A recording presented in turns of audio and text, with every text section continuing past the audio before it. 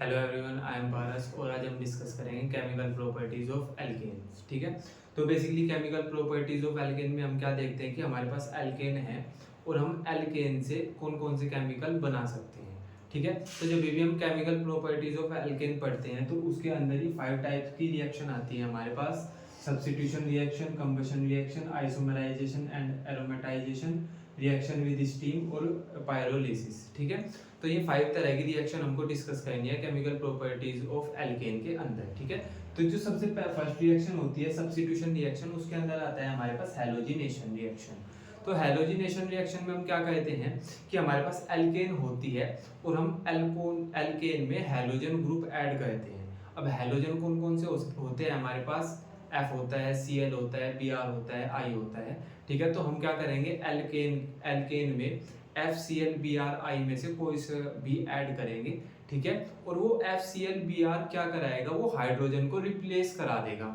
ठीक है, तो हैलोजिनेशन में क्या होता है कि हमारे पास एल्केन होती है, हम क्या कहते हैं कि एल्केन में से हाइड्रोजन को हटा देते हैं और उसकी जगह FCl Br I में से एक को लगा देते हैं। ठीक है, तो बेसिकली होता क्या है यहाँ पे कि हैलोजिनेशन में रिप्लेसमेंट होता है हाइड्रोजन का हैलोजन ग्रुप से। क्लियर है क्या ये वाला पॉइंट? ठीक है, तो अब इसका एग्जांपल देखो, मैं ये बोल रहा हूँ कि हमारे पास एल्केन है CH4, हमारे पास एक एल्केन है। हमने क्या किया, यहाँ पे हैलोजिनेशन कराना है। हैलोजिनेशन में हम क्या कहते हैं, FCl Br I में से किसी को ऐड करेंगे तो हम क्या कहते हैं, यहाँ पे Cl ऐड करते हैं। ठीक है, तो हमने Cl2 यहाँ पे ऐड कर दिया है ना। यहाँ पे प्रेजेंस रखी हमने सनलाइट की। ठीक है, अब होगा क्या कि हम यहाँ से एक हाइड्रोजन को हटा देंगे और उसकी जगह पे Cl को लगा देंगे। ठीक है, तो होगा क्या कि यहाँ से हमने एक हाइड्रोजन हटाया तो कितने हाइड्रोजन बचे, यहाँ पे 3। तो ये आ गया यहाँ पे CH3 और इसकी जगह पे एक Cl लगा दिया। भाई एक हाइड्रोजन हटा के हम Cl लगा देंगे तो यहाँ पे एक Cl आ गया। क्लियर है वाला पॉइंट? ठीक है, अब हमने क्या किया कि यहाँ पे जो हाइड्रोजन हटाया था हमने, है ना, वो इस Cl के साथ मिलेगा और HCl का फॉर्मेशन करेगा। क्लियर है क्या? तो ये हो गया हमारे पास हैलोजिनेशन रिएक्शन। ठीक है, अब हमारे पास जो प्रोडक्ट मिला है, क्या इसका दोबारा से हैलोजिनेशन हो सकता है? हाँ हो सकता है, क्योंकि इसके पास अभी हाइड्रोजन है। तो हम क्या करेंगे, हमने CH3Cl लिया, इसमें दोबारा फिर Cl2 ऐड कराया, सनलाइट ऐड कराई। अब क्या होगा, यहाँ से एक हाइड्रोजन दोबारा से हटा देंगे और उसकी जगह पे Cl लगा देंगे।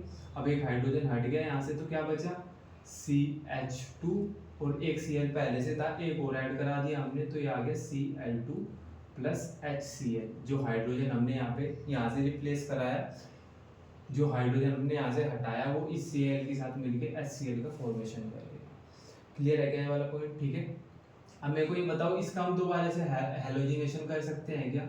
हाँ बिल्कुल कर सकते हैं, क्योंकि अभी यहाँ पे हाइड्रोजन प्रेजेंट है। तो हमने क्या किया, CH2 Cl2 हमारे पास है, इसमें Cl2 ऐड कराया, सनलाइट की प्रेजेंस रखी, है ना। तो हुआ क्या कि ये हाइड्रोजन हमने यहाँ से हटा दिया और इसकी जगह पे Cl आगे लग गया, है ना। तो क्या बचेगा, एक हाइड्रोजन यहाँ पे बचा, तो CH, 2 Cl पहले से हैं, एक Cl और ऐड हो गया, तो ये हो जाएगा Cl3 प्लस HCl। भाई ये जो हाइड्रोजन यहाँ से हटा, वो इस Cl के साथ मिलकर उसने HCl का फॉर्मेशन कर दिया।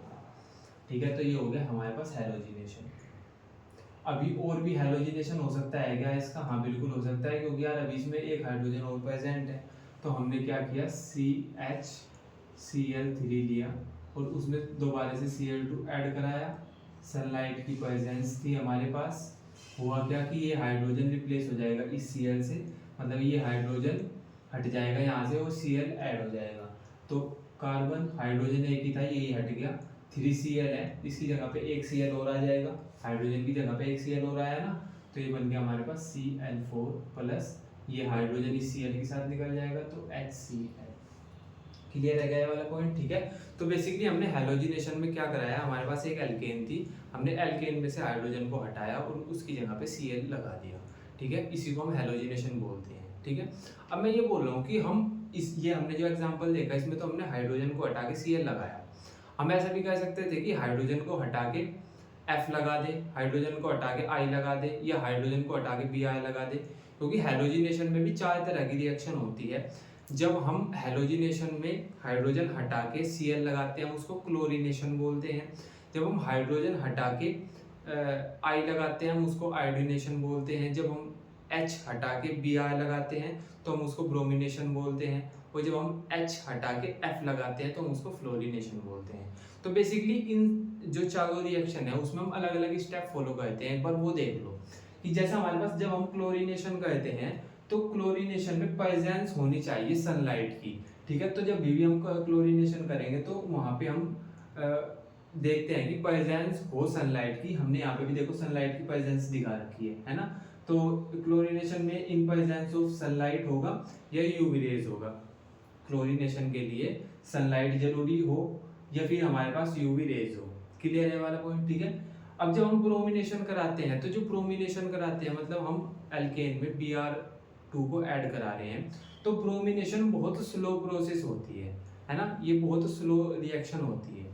क्लियर है वाला पॉइंट, ठीक है। अब फिर अगर हम बात करें आयोडीनेशन की, तो आयोडीनेशन में क्या होता है कि ये भी बहुत स्लो होती है, और जो आयोडीनेशन होती है वो रिवर्सिबल प्रोसेस होती है, मतलब रिवर्सिबल रिएक्शन होती है कि पहले रिएक्टेंट से प्रोडक्ट बनेगा और फिर प्रोडक्ट से रिएक्टेंट बनेगा, ठीक है। तो हम इस चीज से बचने के लिए कि रिएक्टेंट से प्रोडक्ट बन गया, अब हमको प्रोडक्ट ही चाहिए, हमको वापस रिएक्टेंट नहीं बनाना, तो उसके लिए हम क्या कहते हैं इसमें ऑक्सीडाइजिंग एजेंट ऐड कर देते हैं ताकि वापस प्रोडक्ट से रिएक्टेंट ना बने। इसका एग्जांपल समझो, जैसा हमारे पास एल्केन है, हमने इसमें I2 ऐड कराया, ठीक है। तो हमारे पास CH3I बन गया भाई, एक हाइड्रोजन को I ने रिप्लेस करा दिया तो CH3I बन गया और साथ में बन गया HI।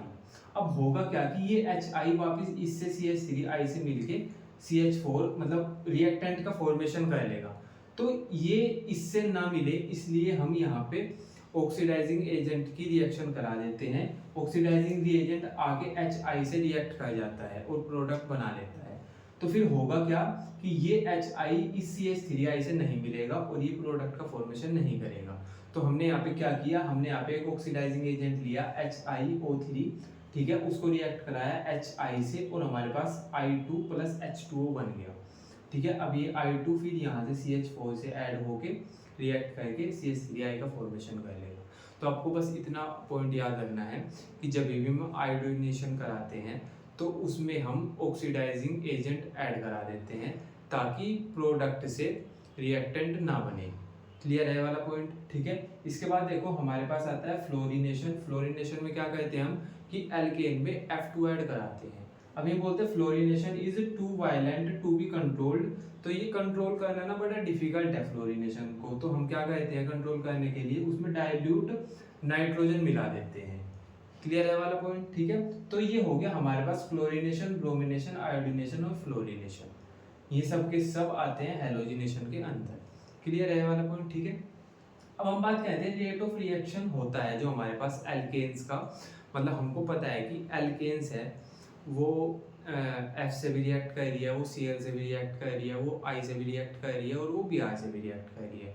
पर हम ये जानना चाहते हैं कि वो सबसे फास्ट किससे रिएक्ट करेगी। तो जो इनका रेट ऑफ रिएक्शन होता है एल्केन का विद हैलोजेंस, वो होता है F2 से सबसे फास्ट रिएक्ट करती है, फिर उससे कम फास्ट Cl2 से, फिर उससे कम फास्ट Br2 से और फिर उससे कम फास्ट I2 से, ठीक है। तो याद रखना कि सबसे ज्यादा एल्केन, सबसे ज्यादा फास्ट एल्केन F2 से रिएक्ट करती है, ठीक है। अब मैं ये बोल रहा हूँ कि हमने अभी तक क्या देखा कि हमारे पास हो क्या रहा था कि एल्केन थी, एल्केन में से एक हाइड्रोजन हटा और वहां पे आके Cl लग गया या F लग गया या Br लग गया। तो अब ये बोल रहे हैं कि हमको रेट बताओ, rate of replacement of hydrogen of alkanes, मतलब कि जो रिप्लेसमेंट हो रहा है हाइड्रोजन हट के उसकी जगह पे Cl Br I लग रहा है, तो कौन सी वाली एल्केन से ज्यादा जल्दी रिप्लेसमेंट होगा। 3 डिग्री एल्केन से ज्यादा जल्दी रिप्लेसमेंट होगा या 2 डिग्री में ज्यादा जल्दी होगा या 1 डिग्री में होगा। तो 3 डिग्री, 2 डिग्री, 1 डिग्री क्या होते हैं कि अगर हमारे पास कार्बन 3 कार्बन से जुड़ा है तो वो 3 डिग्री हो गया, अगर कार्बन 2 कार्बन से जुड़ा है तो वो 2 डिग्री हो गया, और अगर कार्बन 1 कार्बन से जुड़ा है तो वो 1 डिग्री होगा, ठीक है। तो हम ऐसा बोलते हैं कि जो 3 डिग्री एल्केन होती हैं जिसमें कार्बन 3 कार्बन से जुड़ा होता है वो ज़्यादा जल्दी रिएक्ट करती है, मतलब वो ज़्यादा जल्दी हाइड्रोजन को रिप्लेस करती है ClF से। तो हम ऐसा बोल सकते हैं कि जो रेट ऑफ रिएक्शन होता है वो 3 डिग्री एल्केन का ज़्यादा होता है, फिर उससे कम होता है 2 डिग्री का, फिर उससे कम होता है 1 डिग्री का, है ना। तो हम ऐसा बोल देंगे कि ये 3 डिग्री है क्या, 3 डिग्री एल्केन है क्या ये, हाँ, कैसे पता चला? क्योंकि जो कार्बन है वो 3 कार्बन से जुड़ा है, तो हम इसको बोल देंगे 3 डिग्री एल्केन है, और 3 डिग्री एल्केन ही सबसे ज्यादा जल्दी रिएक्ट करती है। ठीक है, तो हम बोल देंगे कि इसका rate of replacement of hydrogen of alkanes सबसे ज्यादा है, इससे कम है इसका, इससे कम है इसका। क्लियर है क्या ये वाला पॉइंट? ठीक है, अब ऐसा क्यों बोलते हैं हम कि भाई 3 डिग्री जो सबसे ज्यादा जल्दी रिप्लेसमेंट करा रही है हाइड्रोजन हटा के, Cl सबसे ज्यादा जल्दी 3 डिग्री एल्केन में जुड़ रहा है, तो ऐसा हो क्यों रहा है? तो हम इसका जो रीजन है वो ये है कि the rate of replacement is highest for 3 degree alkane. ये तो हमको पता ही है कि 3 डिग्री में सबसे ज्यादा हाईएस्ट होता है रेट रिप्लेसमेंट का, due to formation of more stable free radical intermediate. क्योंकि जो 3 डिग्री एल्केन होती है उसका जो फ्री रेडिकल बनता है वो सबसे ज्यादा स्टेबल होता है। हमने इंटरमीडिएट्स पढ़े थे ऑर्गेनिक केमिस्ट्री में कि इंटरमीडिएट्स क्या होते हैं, है ना भाई? जब प्रोडक्ट से रिएक्टेंट से प्रोडक्ट का फॉर्मेशन होता है तो उसके बीच में कुछ सब्सटेंस बनते हैं जिनको हम इंटरमीडिएट बोलते हैं। ठीक है, तो जो हमारे पास 3 डिग्री एल्केन होती है उसका जो इंटरमीडिएट होता है फ्री रेडिकल वो सबसे ज्यादा स्टेबल होता है, इसीलिए ये सबसे ज्यादा जल्दी रिप्लेसमेंट कराता है हाइड्रोजन का Cl के साथ। क्लियर है वाला पॉइंट? ठीक है, तो बेसिकली इतना सब आपको पता होना चाहिए हैलोजिनेशन के बारे में। ठीक है, तो अभी हम सेकंड रिएक्शन देख लेते हैं, वो है हमारे पास कंबशन रिएक्शन। तो कंबशन रिएक्शन में हम क्या कहते हैं? बेसिकली हम एल्केन को लेते हैं और एयर या ऑक्सीजन की प्रेजेंस में उसको जलाते हैं, हीट करते हैं, जिससे वो CO2 और H2O में कन्वर्ट हो जाती है, और इस रिएक्शन में बहुत सारी एनर्जी निकलती है। क्लियर है वाला पॉइंट? ठीक है, इसको हम कंबशन बोलते हैं, है ना। देख लेते हैं क्या लिखा हुआ है। Alkane on heating in the presence of air, हम एल्केन को हीट करते हैं एयर की प्रेजेंस में या डाई ऑक्सीजन की प्रेजेंस में। ठीक है, आर कंप्लीटली ऑक्सीडाइज, जिससे वो जब हम उसको हीट करेंगे एयर और ऑक्सीजन की प्रेजेंस में तो वो कंप्लीटली ऑक्सीडाइज हो जाएगी, है ना। इसको याद रखना है आपको कि मैं यहाँ पे बोल रहा हूँ कंप्लीटली ऑक्सीडाइज्ड हो जाएगी, है ना। मैं फिर आगे मैं ये भी बोलूंगा कि इनकम्प्लीट ऑक्सीडाइज हो जाएगी, है ना। तो यहाँ पे हम क्या देख रहे हैं कि वो कंप्लीटली ऑक्सीडाइज हो गई कार्बन डाइऑक्साइड और वाटर में with the evolution of large amount of heat, और साथ ही साथ बहुत सारी हीट निकली। ठीक है, तो इसको हम बेसिकली कंबशन बोल रहे हैं। तो आपको याद रखना कि जब भी हम कंबशन की बात करते हैं तो हम जिसके भी कंबशन की बात कर रहे हैं उसको हीट देते हैं, मतलब उसको जलाते हैं ऑक्सीजन की प्रेजेंस में या एयर की प्रेजेंस में। क्लियर है वाला पॉइंट? ठीक है, तो इसका आप एग्जांपल देख लो। जैसे मैं ये बोल रहा हूँ कि हम एल्केन का कंबशन देख रहे हैं, तो हमारे पास एक एल्केन है CH4 एल्केन है, ठीक है, और ये गैसियस स्टेट में है। हमने क्या किया? ऑक्सीजन की प्रेजेंस में इसको हीट किया,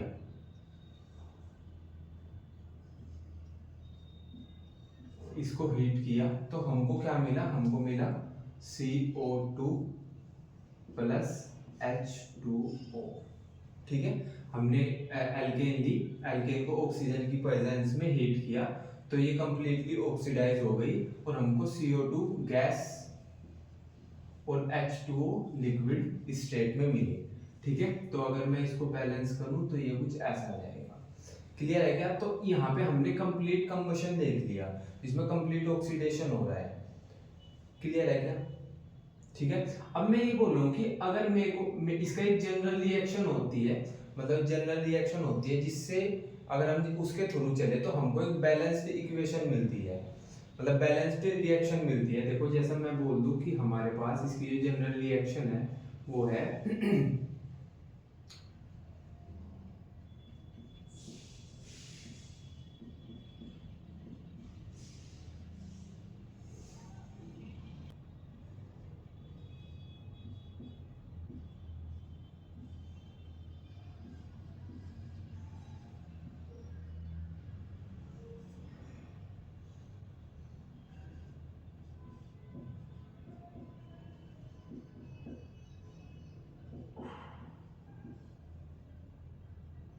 देखो ये हमारे पास एक जनरल बैलेंस्ड इक्वेशन लिखने की एक जनरल इक्वेशन है।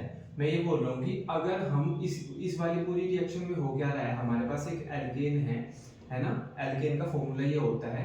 तो अगर हम उसको इतनी ऑक्सीजन से रिएक्ट कराएं तो हमारे पास जो CO2 होगा वो इतनी मिलेगी हमको और H2O इतना मिलेगा। इसका आप एग्जांपल देखो कि अगर मैं बोल दूं कि मेरे को ना 4 कार्बन की एल्केन को रिएक्ट कराना है ऑक्सीजन की प्रेजेंस में, मतलब 4 कार्बन की जो हमारे पास एल्केन है उसका मेरे को कंबशन कराना है, ठीक है। तो मैं क्या करूंगा, N की जगह पे मेरे को 4 कार्बन की एल्केन लेनी है ना, तो मैं N की जगह पे 4 रख दूंगा, है ना। तो हमारे पास ये बनेगा C4, है ना। हाइड्रोजन कितने लिखूं मैं भाई, N की जगह पे 4 आएगा तो 4 × 2 8 प्लस, सॉरी यहाँ पे 2 होगा 2, तो 4 × 2 तो 8 और प्लस 2 10, तो ये हमारे पास 4 कार्बन की एल्केन है, ठीक है। अब मेरे को इसमें ऑक्सीजन मिक्स कर, ऑक्सीजन की प्रेजेंस दिखानी है। अब ऑक्सीजन में कितनी लूंगा भाई, N की वैल्यू है 4, तो 4 × 3 12 और प्लस 1 13/2, ठीक है। फिर हमको NCO2 मिलेगी, N कितना था यहाँ पे 4, तो 4CO2 प्लस N प्लस 1 तो 5H2O आ जाएगा, ठीक है। तो बेसिकली मैं आपको ये बोल रहा हूँ कि अगर आपको इक्वेशन जो हमारे पास रिएक्शन है वो बैलेंस्ड रिएक्शन चाहिए तो आप इस बैलेंस्ड रिएक्शन का यूज कर सकते हैं। ये एक जनरल रिएक्शन है कंबशन के लिए, एल्केन की कंबशन के लिए, ठीक है। तो ये हमारे पास बेसिकली कंबशन हो गया। अब जो हमने कंबशन पढ़ा ना, ये कंप्लीट कंबशन है, मतलब इसमें कंप्लीट ऑक्सीडाइज हो रही, मतलब एल्केन थी जो वो कंप्लीट ऑक्सीडाइज हो रही थी, है ना। तो ये हमारे पास कंबशन जो है वो कंप्लीट कंबशन है, ठीक है। अब हम इसके बाद बात करते हैं इनकम्प्लीट कंबशन की। तो इनकम्प्लीट कंबशन में क्या कहते हैं हम कि जो हमारे पास ऑक्सीजन होती है उसको इनसफिशिएंट रखते हैं, मतलब जो ऑक्सीजन का अमाउंट है उसको इनसफिशिएंट रखते हैं, ठीक है। जितनी जरूरत होती है उससे कम ही देते हैं हम, ठीक है।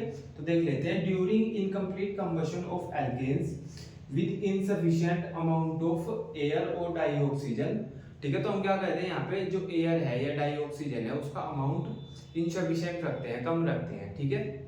जिससे होता क्या है कि यहाँ पे ब्लैक कार्बन बनता है ना। वहां पे क्या बन रहा था, वहां पे बन रहा था हमारे पास CO2 और H2O, लेकिन यहाँ पे जब हमने इनसफिशिएंट अमाउंट रखा ऑक्सीजन का या एयर का तो हमको यहाँ पे मिला देखने को ब्लैक कार्बन। अब ब्लैक कार्बन वही होता है जो इंक वगैरह में यूज होता है ना, इंक बनाने में यूज होता है, उसको हम ब्लैक कार्बन बोलते हैं, ठीक है। तो बोलते carbon black formed which is used in the manufacture of ink, black pigment and as a filter, ठीक है। तो हमारे पास यहाँ पे अगर कंप्लीट कंबशन होगा तो हमको मिलेगा CO2 प्लस H2O, अगर इनकम्प्लीट कंबशन होगा तो हमको मिलेगा ब्लैक कार्बन प्लस H2O। इसका एग्जांपल देखो, हमने सिंपल एल्केन ली CH4 जो यहाँ पे ली थी, है ना, उसको O2 की प्रेजेंस दिखाई, है ना, O2 लिया, इनकम्प्लीट कंबशन किया हमने यहाँ पे, तो हमको क्या देखने को मिला, कार्बन जिसको हम ब्लैक कार्बन बोल रहे हैं और H2O, ठीक है। तो सिंपल आपको याद इतना रखना है कि कंप्लीट कंबशन में तो हमारे पास CO2 और H2O का फॉर्मेशन हुआ था, इनकम्प्लीट कंबशन में हमारे पास होता है ब्लैक कार्बन और H2O का फॉर्मेशन, ठीक है। तो इसके बाद आता है हमारे पास कंबशन। तो इसमें क्या होता है, ऑक्सीडेशन कंट्रोल्ड होता है, देख लेते हैं। Alkanes on heating with the regulate supply of dioxygen, तो हम यहाँ पे क्या कहते हैं, रेगुलेट करते हैं ऑक्सीजन की सप्लाई को, ठीक है, और air at high pressure in the presence of suitable catalyst give alcohol, aldehyde और एसिड। तो हम क्या कहते हैं कि जब भी हम कंट्रोल ऑक्सीडेशन कराते हैं तो हम एल्केन के साथ जो हमको ऑक्सीजन देनी होती है उसको रेगुलेट करते हैं, ठीक है, और कुछ कुछ कैटलिस्ट ले लेते हैं हम, ठीक है। तो उससे हमारे पास अल्कोहल भी आती है, एल्डिहाइड भी आता है और एसिड भी आता है, ठीक है। तो हम क्या कहते हैं, कंट्रोल ऑक्सीडेशन में क्या कहते हैं, हम एल्केन लेंगे और उसको जो ऑक्सीजन चाहिए उसको हम कंट्रोल करेंगे, है ना, उसको रेगुलेट करेंगे, और उस रिएक्शन में हम ऑक्सीजन के साथ साथ कुछ कुछ कैटलिस्ट भी ले लेते हैं, ठीक है। अब जैसे जैसे कैटलिस्ट बदलता है वैसे वैसे प्रोडक्ट बदल देता है, मतलब वैसे जैसे जैसे कैटलिस्ट बदलता है वैसे वैसे प्रोडक्ट भी बदल जाते हैं। जैसा फर्स्ट एग्जांपल देखो, हमने एल्केन ली, है ना, अभी तक एल्केन ही ले रहे थे हम, मीथेन है, फिर हमने उसको ऑक्सीजन दी, है ना, और साथ में हमने कैटलिस्ट ले लिया कॉपर, Cu कैटलिस्ट लिया हमने, 523 केल्विन टेम्परेचर लिया और 100 एटीएम प्रेशर लिया, तो हमको देखने को क्या मिला, CH3OH अल्कोहल होती है भाई, क्योंकि OH आ रहा है ना यहाँ पे, फंक्शनल ग्रुप तो अल्कोहल हो गया है ना।